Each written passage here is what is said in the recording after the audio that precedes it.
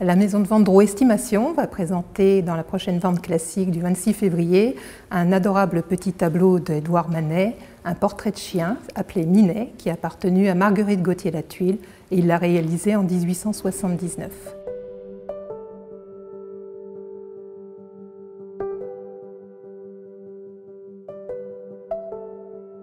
Nous avons un suivi parfait de ce tableau. Manet offrit le portrait de Minet à sa maîtresse Marguerite Gauthier-Lathuille. Il est resté propriété de Marguerite, sa maîtresse, puis a passé de génération en génération durant 140 ans jusqu'à nos jours.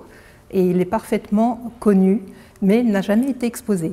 Il faut savoir que Manet, même s'il est le peintre des après-midi ensoleillés à Argenteuil, de la gare Saint-Lazare, de Paris, des cafés-concerts, donc ce peintre de la vie moderne choisit la plupart du temps ses modèles parmi des gens assez proches de lui. Par exemple, le Balcon, célèbre tableau de Manet aujourd'hui à Orsay, les modèles en sont Antoine Guillemet, peintre ami de Manet, Berthe Morisot, bien sûr, grand modèle élève de Manet. Si l'on revient au Père Lathuille, Manet choisit l'aubergiste, on va dire entre guillemets son aubergiste préféré, et les enfants de l'aubergiste. Les liens sont extrêmement étroits entre Manet et cette famille Gauthier-Lathuille en 1879, puisque cette même année, il peint 4 œuvres en relation avec cette famille.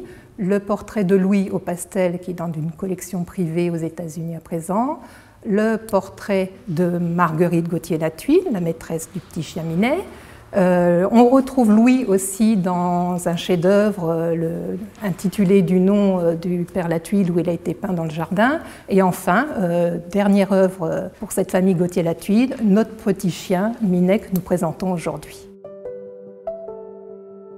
Donc on est véritablement devant un petit chef-d'œuvre de Manet. Malgré la modestie du format, le brio avec lequel Manet rend ce petit chien vivant, frétillant, avec un minimum de moyens, est tout à fait étonnant. Ce tableau fut peint en 20 minutes. Le frère de Marguerite fait un petit portrait de Minet. Manet dit « ça va pas du tout, je vais vous montrer comment on fait ». Et il brosse ce tableau, si éblouissant, avec ses touches si rapides, si virevoltantes, avec cette économie aussi de couleurs, si raffinée, puisque Manet confronte des gris bleus, des noirs et un ensemble de beige pour le fond essentiellement, tout en laissant apparaître la préparation vers le bas. La virtuosité de ce tableau avait d'ailleurs fasciné plusieurs grands marchands,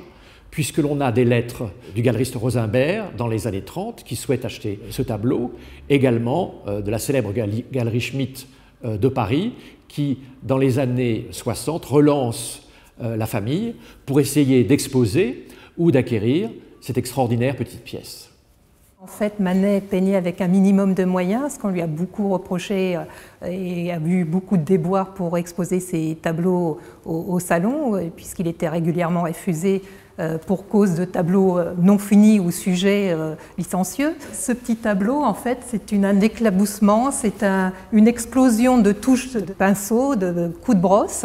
Et en fait, c'est une petite œuvre qui nous éclabousse et qui nous démontre le talent de Manet et sa totale modernité. Ce n'est pas le seul chien que Manet a peint.